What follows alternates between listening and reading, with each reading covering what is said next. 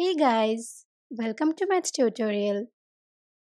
Today we will discuss the problem if x power a is equal to x power b, then is it true that a is equal to b?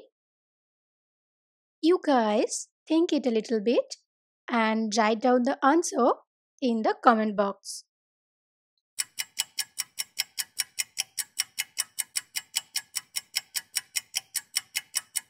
Now it's my turn to answer it, and I will say that this is not true in general. Let's take an example to justify it. We will take a is equal to 2, b is equal to 3 and x is equal to 0. And that gives us x power a is equal to 0 square. That means 0. And we have x power b is equal to 0 cube. That is also 0.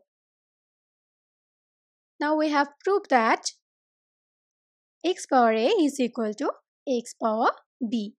But here look that a is not equal to b, as we have taken a equal to 2 and b equal to 3.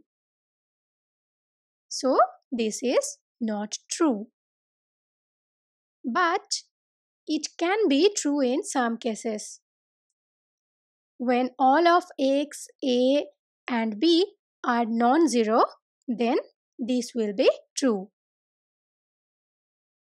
Now you can ask a similar question. If x power a is equal to y power a, then is it true that x is equal to y? We have answered this in our previous video. Click on the I button to check it out. Thank you for watching.